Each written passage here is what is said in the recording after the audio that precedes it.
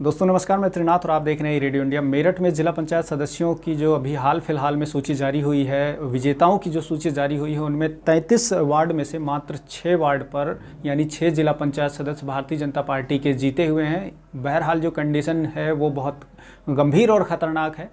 कई सारी चीज़ें हैं, उस पर बाद में चर्चा कर लेते हैं। उससे पहले आपको ये बता दें कि बहुजन समाज पार्टी, समाजवादी पार्टी और रालोद के खाते में कितनी कितनी सीटें आई हैं। तो आपको बता दें कि 33 वार्ड में से 6 सीट पर भारतीय जनता पार्टी, 7 पर समाजवादी पार्टी, 9 सीटों पर बसपा का कब्जा हुआ है और 6 सीटों पर रालोद का कब्जा हुआ है। तो आप ये अंदाज़ा लगा सकते हैं कि किस तरह से भारतीय जनता पार्टी का जो दायरा है वो सिमटता जा रहा है। मेरठ में 1 सांसद, 6 विधायक और इसके अलावा पदाधिकारियों की एक लंबी खासी अच्छी लिस्ट है जो राष्ट्रीय लेवल पर और प्रादेशिक लेवल पर सक्रिय रहते हैं। कई सारे ऐसे पदाधिकारी हैं जिनका अच्छा मुख्यमंत्री से सीधे ताल्लुक़ है, जिनका प्रधानमंत्री से सीधे ताल्लुक़ है। उसके बावजूद मेरठ में इतनी दुर्गति होना भारतीय जनता पार्टी के लिए सोचने का विषय है। इसके पीछे कई सारे रीज़न रहे हैं, जो कि टिकटों में, जो टिकट के बंटवारे में कई सारी मुश्किलें आई थी।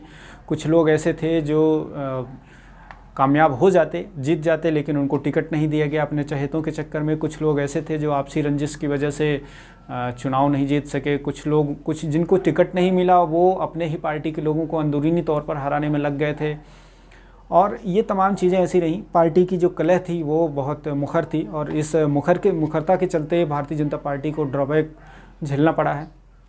तो बहुत सारी दिक्कतों का सामना करना पड़ा है। मेरठ में सांसद, विधायक और तमाम जो मेरठ की लॉबिंग है वो उन सभी चीज़ों को देखते हुए भी यहाँ पर किसी तरह की कोई बढ़त ना हासिल होना ये बताता है कि 2022 से पहले जिस त्रिस्तरीय पंचायत चुनाव को सेमीफाइनल लेकर भारतीय जनता पार्टी चल रही थी, अब उसमें कंडीशन बहुत बुरी हो चली है। तो ऐसे में समझने की आवश्यकता है, सुधरने की आवश्यकता है। और अगर यही कंडीशन रही तो आने वाले समय में 2022 में भी भारतीय जनता पार्टी का पलड़ा बहुत ज़्यादा अच्छा नहीं होने वाला है, ख़राब ही होगा। और मुझे उम्मीद है कि जो आने वाला वक्त होगा वो राजनीति में अब जो काम करेगा उसके लिए होगा, महज धर्म पे, हिंदू मुस्लिम पे और तमाम जो और चीज़ें हैं जिनको भारतीय जनता पार्टी लेके प्रमुखता से चलती है, उन चीज़ों के इतर भी हमें दूसरे काम करने होंगे, तभी हम चल के आगे बढ़ पाएंगे।